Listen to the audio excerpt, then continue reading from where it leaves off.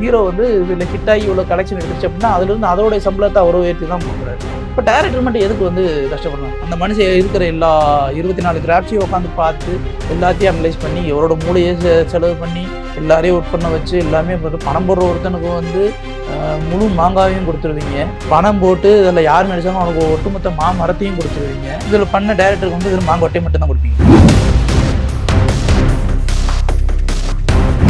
இந்த படத்தோடைய first டேயோட review தான் இப்போ எல்லாத்தையுமே டிசைட் பண்ண போட்டுருக்கு. இந்த key factor once okay super படம் சூப்பர்டா அப்படின்னு சொல்லிட்டாங்கன்னா நீங்கள் அதுக்கு அடுத்து வந்து கூலி வந்து ஒரு டாப் மோஸ்ட் ரெஃபரன்ஸ் அப்படின்னு. என்னடா நான் வந்து 2 தடவை தூத்துட்டேன்னா நான் இங்கே எல்லாமே முடிஞ்சிருச்சுன்னு நினச்சிக்கலாம் சொல்லிட்டு தமிழ் சினிமாவுடைய வந்து நீங்கள் பார்க்குற மாதிரி அடுத்து அந்த ரெஃபரன்ஸ் பார்க்கலாம். ஜெயிலர் படத்தில் ஒரு மைனஸ் இருந்துச்சு. என்ன மைனஸ் அப்படின்னா, நெல்சன் அதற்கு முன்னாடி பீஸ்ட் அப்படிங்கிற படத்தை பிலோ அவரேஜாக கொடுத்துருந்தாரு. அதனால ஒரு பெரிய கெட்ட பேர். ஸோ இந்த படத்துக்கு ஒரு பெரிய எதிர்பார்ப்பு. அதே மாதிரி தான் ரஜினி அவர்களுக்கும் அந்த படம் வந்து முன்னாடி ஒரு படம் ஓடல, அதுவும் ஒரு பெரிய மைனஸ். 2 மைனஸ் அந்த இடத்துல இருந்துச்சு. இது ஓடுமா ஓடாதாங்கிற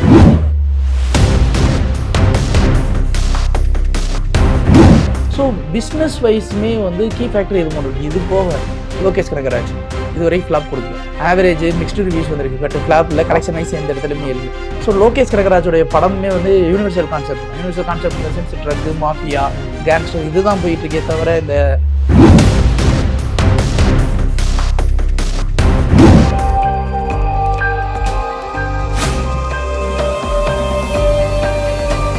நேயர்களுக்கு வணக்கம். நான் உங்க சுஷீந்திரன். இன்னைக்கு நம்ம கூட இருக்க ஸ்பெஷல் கெஸ்ட் திரை விமர்சகர் உசிலை சிவபாலன் அவர்கள். வணக்கம் சார்.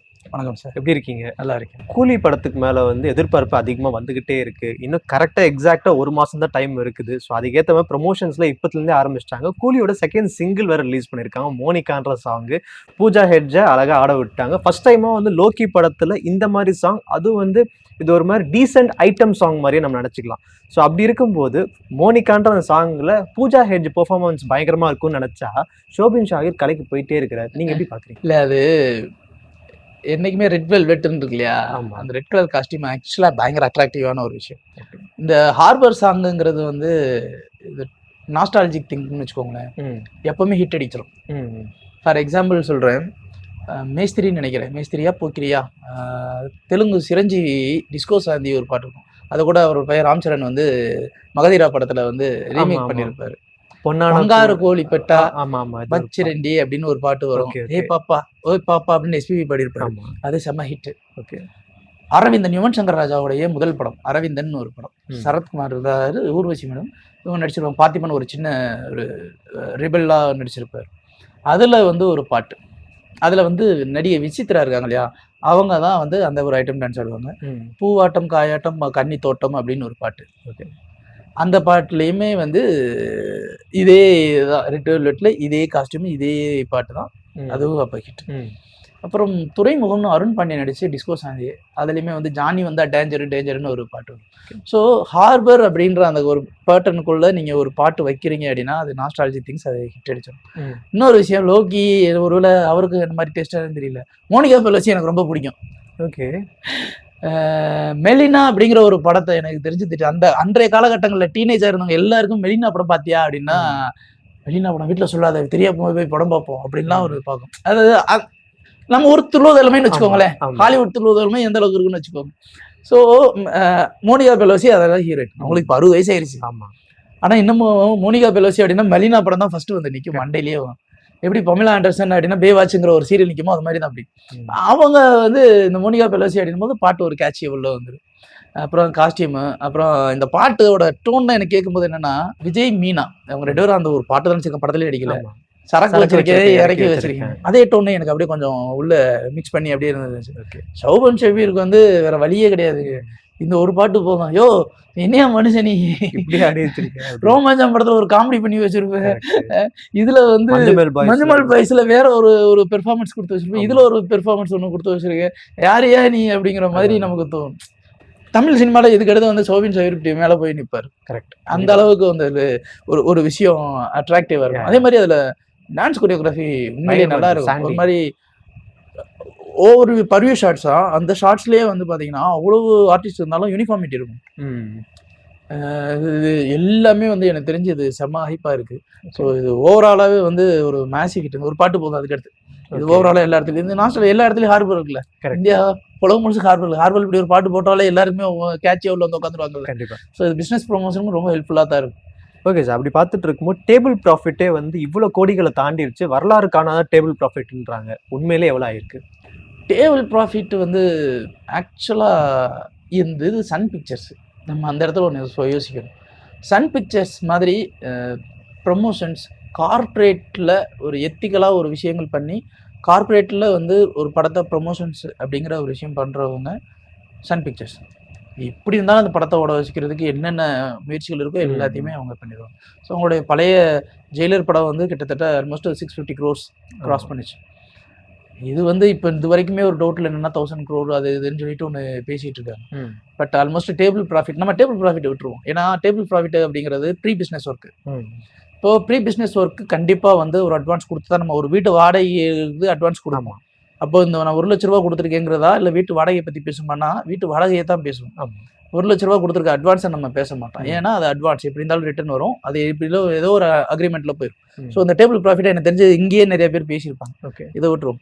பேசிக்காக ஒரு ஃபர்ஸ்ட் டே கலெக்ஷன் ஒன்று இருக்கு இல்லையா. ஒரு படம் வெற்றி தோல்வி அப்படிங்கிறத எது தீர்மானிக்கணும்? முதல் நாள். இந்த முதல் நாளை நம்ம எடுத்துக்குவோம். ஆகஸ்ட் 14 படம் அன்னைக்கு தானே ரிலீஸ். இது ஜெயிலர் படத்தோடைய கம்பேர் பண்ணி நம்ம பேசுவோம். ஜெயிலர் படம் 37 கோடின்னு நினைக்கிறேன் முதல் நாள் கலெக்ஷன் தமிழ்நாட்டில். ஓகே, ஓவராலாகவே வந்து தமிழ்நாட்டில் 37 கோடி, ஆந்திராவில் சம்திங் 6 கோடி 7 கோடியோ தெலுங்கில் வந்தது.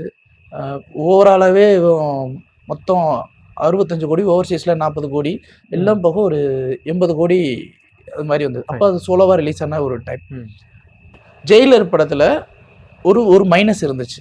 என்ன மைனஸ் அப்படின்னா, நெல்சன் அதற்கு முன்னாடி பீஸ்ட் அப்படிங்கிற படத்தை பிலோ ஆவரேஜாக கொடுத்துருந்தாரு. அதனால ஒரு பெரிய கெட்ட பேர். ஸோ இந்த படத்துக்கு ஒரு பெரிய எதிர்பார்ப்பு. அதே மாதிரி தான் ரஜினி அவர்களுக்கும் அந்த படம் வந்து அதுக்கு முன்னாடி ஒரு படம் ஓடல. ஸோ அதுவும் ஒரு பெரிய மைனஸ். 2 மைனஸ் அந்த இடத்துல இருந்துச்சு. இது ஓடுமா ஓடாதாங்கிற ஒரு டைலமால தான் நம்ம எல்லாருமே இப்போ படத்தை பார்த்தோம். அதுக்கப்புறம் அந்த படம் வேறு மாதிரி ஒன்று ரீச் ஆச்சு. இங்கே மட்டும் இல்லை, இந்தியாவிலையும் ஓவர்சீஸ்லேயுமே இது இருந்துச்சு. பட் இங்கே அப்படின்னா சினாரியோ வேறு. ஃபஸ்ட்டு சினாரியோ பார்த்தீங்கன்னா, இங்கே மெயின் ஃபேக்டர் அப்படின்னு ஒன்று யோசிக்கும்போது அல்டிமேட்டாக ரஜினி சார் தான். ஸோ ரஜினி சார் அப்படின்னாலே பிஸ்னஸ் நீங்கள் சொல்ல வேண்டிய அவசியமே கிடையாது. இது ஒன்று இருக்குது. பட் நீங்கள் இதை வந்து தெலுங்கு மார்க்கெட்டை கேப்சர் பண்ணணுமா அப்படின்னா நாகார்ஜுனா இருக்கார். ஓகேவா, இந்தியாவுடைய one of the best stylish star. So அவர் இருக்கார். அதுக்கப்புறம் வந்து அமீர் கான் இருக்கார். கிட்டத்தட்ட ஹிந்தியில் பூரா பேர் நாலாம் கஜினி படம் ஹிந்தியில் ரிலீஸ் ஆகும்போது பூரா பேரும் அரமோட்டையோட தான் தெரிஞ்சாங்க, கோடு போட்டு. என்னடா தமிழ்லேருந்து ரீமேக் ஆகிற படத்துக்கடா இப்படி அடிச்சுக்கிறீங்க அப்படின்ற அளவுக்கு அமீர் சாருக்கு ஒரு ஃபேன் ஃபாலோவர்ஸ் இருக்காங்க. படம் நல்லா இருக்கும் அப்படிங்கிற ஒரு நம்பிக்கை. ஸோ பிஸ்னஸ் வைஸுமே வந்து கீ ஃபேக்டர் இது ஒன்று இருக்குது. இது போக லோகேஷ் கனகராஜ் இதுவரை ஃப்ளாப் கொடுக்கல. ஆவரேஜ் மிக்ஸ்டு ரிவ்யூஸ் வந்திருக்கு. பட் ஃப்ளாப் இல்லை, கலெக்ஷன் வைஸ் எந்த இடத்துலையுமே இல்லை. ஸோ லோகேஷ் கனகராஜோடைய படமே வந்து யூனிவர்சல் கான்செப்ட் தான். யூனிவர்சல் கான்செப்ட் இந்த சென்ஸ் ட்ரக், மாஃபியா, கேங்ஸ்டர் இதுதான் போயிட்டு இருக்கே தவிர இந்த உலக சினிமா, உள்ளூர் சினிமா இந்த கான்செப்டுக்குள்ளே தான் போகுது. ஒரு ஃபேண்டசி, அந்த ஃபேண்டசியில் ஒரு பெரிய வேர்ல்டு வைடு அந்த மாதிரியான ஒரு கான்செப்ட் போகுது. ஸோ லோகேஷ் கனகராஜும் அப்படிங்கிற ஒரு கான்செப்ட் இது எல்லாருக்குமே தெரியும். 4 கீ ஃபேக்டர் இருக்குது. ஓகே, 4 கீ ஃபேக்டர் இருக்கும்போது ஜெயிலர் படத்தில் ஃபஸ்ட்டு கிராஸ் கலெக்ஷன் எல்லாம் ஓவராலாக சேர்த்தும்போது ஓவர்சீஸ் எல்லாம் சேர்க்கும்போது 96 crores வந்துச்சு. அது வந்து nearing 100 first day collection 100 crore அப்படின்னு ஒரு அனௌன்ஸ்மெண்ட் பண்ணாங்க. பட் ஆக்சுவலாக 96 crores அந்த ரேஞ்சில் கிராஸ் வந்துச்சு. நெட்டு ஓகே, கிராஸ் வந்துச்சு. பட் இங்கே நீங்கள் கம்பேர் பண்ணி பார்க்கும்போது 37 கோடி நியர்பை 40 கோடி அப்படிங்கிற மாதிரி ஜெயிலரில் சொல்கிறாங்க. பட் இங்கே நீங்கள் டேபிள் ப்ராஃபிட் எல்லாத்தையும் விட்டுருங்க. ஃபர்ஸ்ட் டே வந்து ஆகஸ்ட் 14th ரிலீஸு. தமிழ்நாட்டில் வந்து அதற்கு முன்னாடியே சுதந்திர தினம் வச்சுக்குவோம். ஓகே, ஸோ அன்னைக்கு வந்து ஒரு பெரிய கலெக்ஷன் இருக்கும். அன்னைக்கு ஒரு 50 கோடி கண்டிப்பாக எடுத்துரும். 50 கோடிக்கு வரதுக்கு எல்லா பாசிபிலிட்டிஸும் இருக்குது. அதே மாதிரி தெலுங்குல சூப்பர் ஸ்டார்ஸருக்கு ஒரு பெரிய மரியாதை இருக்குது. அங்கே வந்து குறைந்தபட்சம் ஒரு 10 கோடி அன்னைக்கு இருக்கும். ஆனால் ஹிந்தி மார்க்கெட்டில் இங்கே கம்பேர் பண்ணி பார்த்தீங்கன்னா அன்னைக்கு வந்து வார் 2 படமும் ரிலீஸ் ஆகுது. ரித்திக் ரோஷனுக்கு ஒரு பெரிய ஃபேன் ஃபாலோவர்ஸ். இன்னொரு பக்கம் ஜூனியர் என்டிஆர் சூப்பர் ஸ்டார். ஏன் தெலுங்குல ஆடிவாங்கன்னா ஜூனியர் என்டிஆருக்கு ஃபர்ஸ்ட் இம்பார்ட்டன்ஸா இல்லை நாகார்ஜுனாக்கு இம்பார்ட்டன்ஸா இல்லை ரஜினிக்கு இம்பார்ட்டன்ஸ்னு ஒரு கன்ஃபியூஷன்லேயும் கொஞ்சம் ஸ்பிளிட் ஆகும். அங்கே கம்மியாக இருக்கும். இங்கே அபியூஸும் ஏன் வந்தாலும் இங்கே என் தலைவன் தாண்டா அப்படிங்கிறது முடிவிடுறாங்க. பட் ஹிந்தியில் என்னன்னா அவ்வளோ பெரிய மார்க்கெட்டு ஃபஸ்ட்டு இங்கே தான் போகும். பிஸ்னஸ் வைஸ் அங்கே தான் போகும். அதுக்கடுத்து தான் இருக்கும். பட் ஓவர்சீஸ் அப்படின்னும் போது ஃபர்ஸ்டே ஆகஸ்ட் 14 அங்கே என்னத்த இண்டிபெண்டன்ஸ் டே எல்லா டே எல்லாமே டே ஒரு டே தானே ரஜினி சார் அப்படின்றது ஆகஸ்ட் 14 அப்படின்னும் போது ஓவராலாகவே வந்து சதர்ன் ரீஜனாக இருக்கட்டும் வெஸ்டர்ன் ரீஜனாக இருக்கட்டும் எல்லாத்துலேயுமே ஓவராலாக வந்து அது ஒரு 50 கோடி நியர்பை கலெக்ஷன் எடுத்துரும். 50 to 60 crores கலெக்ஷன் எடுத்துரும். நீங்கள் இதில் கன்னட மார்க்கெட்டையும் மலையாள மார்க்கெட்டையும் விட்டுரும். அது நீங்கள் ஹையஸ்ட் ப்ரொமோஷன்ஸ்னு கொடுத்தாலுமே கூட ஓவரால் கிராஸ் கலெக்ஷனே ஜெயிலர் படத்துக்கு வந்து கன்னடத்தில் வந்து வெறும் 3 கோடி என்னமோ தான் வந்தது. 650 கோடியில் அது 3 கோடி தான் கிராஸே வந்தது ஓவராலாகவே. ஓகே. ஸோ அப்படி இருக்கும்போது அது முன்ன பின்ன ஆகும். அங்கே எப்போவுமே ஆகும். அதே மாதிரி கேரளாவில் இப்போ சௌபின் சார் ஆனதுக்கப்புறம் ஒரு பிஸ்னஸ் சின்ன ஒரு ரேஞ்சுக்கு போயிருக்குன்னு வச்சுக்கோங்களேன்.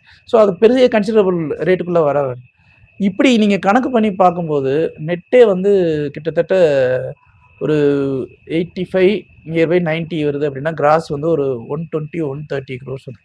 ஓகே. ஸோ என் கேல்குலேஷன் கரெக்டாக இருந்து அப்படின்னா ஃபஸ்ட்டே வந்து ஒரு 120 to 135 crores வரைக்கும் ஃபஸ்ட்டே தேட்டரு ஓவராலாக கலெக்ஷன் மட்டுமே 130 135 crores அந்த ரேஞ்சில் வந்து நிற்கிறதுக்கு பாசிபிலிட்டிஸ் இருக்குது. இது நான் சொல்கிறது ஆகஸ்ட் 14 மட்டும். அண்ட் செகண்ட் பாயிண்ட், இது வரைக்கும் படம் எப்படி இருக்குன்னு தெரியாமல் பார்த்த ஃபேன்ஸோட கலெக்ஷன்ஸ் இது. ஓகே. இப்போ படம் நல்லா இருக்குது அப்படின்னு ஒரு ரிசல்ட் வச்சுக்கோங்க. இப்போ என்ன ஆகும் அப்படின்னா இங்கே 50 crore August 15 Independence Day leave. ஆமாம். ஓவரால் இந்தியா முழுசுமே லீவு. அப்போது இங்கே 50 கோடி அப்படிங்கிறது வந்து அப்படியே வந்து ஒரு மினிமம் 30% எக்ஸ்ட்ரா ஆகும்.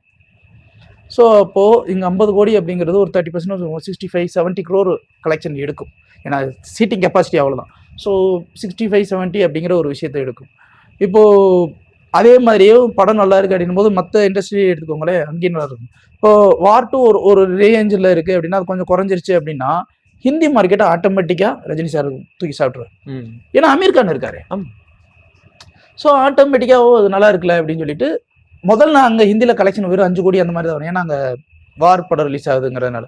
ஆனால் அதுக்கப்புறம் அப்படியே உல்ட்டாவாக மாறும். அடுத்த நாளே வந்து 10 கோடி இது எடுக்கும், அது கம்மியாக இருக்கும். ஒருவேளை அது ஹிட் அடிச்சுன்னா ரெண்டுமே ஈக்குவலண்ட்டாக போய் நிற்கும். அது எல்லாமே டிபெண்ட்ஸ் அந்த first day review. First day review super அப்படிங்கிற ஒரு விஷயம் வந்துருச்சு அப்படின்னாலேவும் அடுத்த நாளே வந்து உங்களுக்கு வந்து ஆல்மோஸ்ட் வந்து ஒரு 160 170 கிராஸ் வந்துடும். இது 2 days கலெக்ஷன். இப்போ நீங்கள் நியர்பை கவுண்ட் பண்ணி பாருங்க, ஜெயிலர் படத்தில் பெருசாக ரஜினி சார் அப்படின்ற ஒரு கீ ஃபேக்டரை தாண்டி அங்கே சொல்கிற ஃபேக்டர் எதுவுமே கிடையாது. கண்டிப்பாக ஓவர்சீஸ் இந்தியா முழுசுமே total gross collection 650 crores Sun Pictures தான்.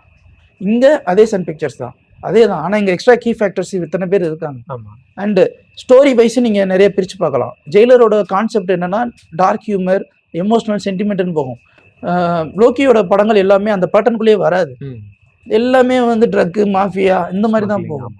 ஸோ உங்களுக்கு வந்து அதே மாதிரி உங்களுக்கு அடாப்டேஷனே மைண்ட் செட் இந்த மாதிரி தான் வருவாங்க. அப்போ உங்களுக்கு நிறைய டிஃப்ரென்ஸ் இருக்குது. சரி என்னதான் இருக்குன்னு பார்க்க வருவோன்றதுக்காகவே ஒரு க்ரௌடு உள்ளே வராங்க இல்லையா?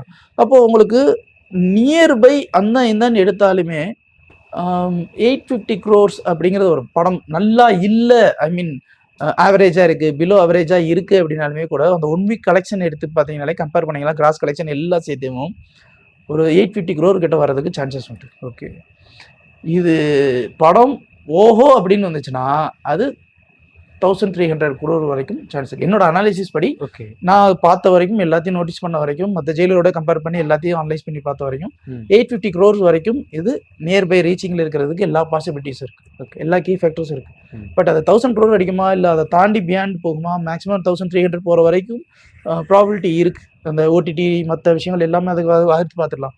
இது எல்லாமே இருக்குது. இப்போ அந்த ரேஞ்சில் யோசிக்கும் போது இந்த படத்தோடைய ஃபர்ஸ்ட் டேயோட ரிவ்யூ தான் இப்போ எல்லாத்தையுமே டிசைட் பண்ண போகுது. இந்த key factor once okay super படம் சூப்பர்டா அப்படின்னு சொல்லிட்டாங்கன்னா நீங்கள் அதுக்கு அடுத்து வந்து கூலி வந்து ஒரு டாப் மோஸ்ட் ரெஃபரன்ஸ் அப்படின்னு. என்னடா நான் வந்து 2 தடவை தூத்துட்டேன்னா நான் இங்கே எல்லாமே முடிஞ்சிருச்சுன்னு நினச்சிங்களான்னு சொல்லிட்டு தமிழ் சினிமா அப்படி வந்து நின்று பார்க்குற மாதிரி அடுத்து அந்த ரெஃபரன்ஸ் மாறும். Okay sir. ஒவ்வொரு படத்துக்கு மேலேயே கலெக்ஷன்ஸ் வந்து அதிகமாக வர்றதுனால வந்து நடிகர்களும் அவங்க சம்பளத்தை ஏற்றிக்கிட்டே போகிறாங்க. அதே மாதிரி டைரக்டர்ஸும் வந்து அவங்க சம்பளத்தை உயர்த்திக்கிட்டே போயிட்டு இருக்காங்க. இப்போ லோக்கிக்கு வந்து 50 crore சேலரின்னு மாதிரி சொல்கிறாங்க. சப்போஸ் இதை 1000 crore கிட்ட அடிச்சிருச்சு அப்படின்னா லோக்கி சேலரியை உயர்த்துவாரா இல்லை அப்படியே வச்சிருப்பாரா? எதுக்கு சார் அவர் வந்து அப்படியே வச்சிருக்கணும்? எதுக்கு வச்சிருக்கணும்? நான் இப்போ ப்ரொடியூசர்ஸ் வந்து சம்பாரிச்ச காசு நாட்டு மக்களுக்காக கொடுக்குறாங்க, இல்லை ப்ரொடியூசர்ஸ் வந்து இழந்துட்டாங்கன்னா நாட்டு மக்கள் திருப்பி அவங்களுக்கு எதுவும் கொடுக்குறாங்களா? இல்லை இல்லை இல்லை இல்லை அவங்க ஒரு என்டர்டைன்மெண்ட் ஒரு படம் எடுக்கிறாங்க, படம் நல்லா இருக்கு வந்து பாருங்கங்கிறாங்க. நீங்க போய் எதுக்கு படம் பார்க்குறீங்க? ஒரு என்டர்டைன்மெண்ட்டுக்காக தான் பார்க்குறீங்க. அதுல இருந்து நாட்டு மக்களுக்கு ஏதாவது நல்லது செய்தி சொல்லுவாருன்னு சொல்லி கேட்டு பார்க்குறோமா? இவ்வளவுதானே. நீங்க கொடுக்குற 200 ரூபாய்க்கு ஒரு விஷயம் இருக்கா? பொருளை நீங்க 200 ரூபா கொடுத்து வாங்குறீங்க. அது நல்லா இருக்கா நல்லா இல்லையான்னு பார்க்குறீங்க. நல்லா இருக்குன்னா நல்லா இருக்குன்னு சொல்றீங்க, நல்லா இருக்குன்னு நல்லா இல்லைன்னு சொல்ல போறீங்க.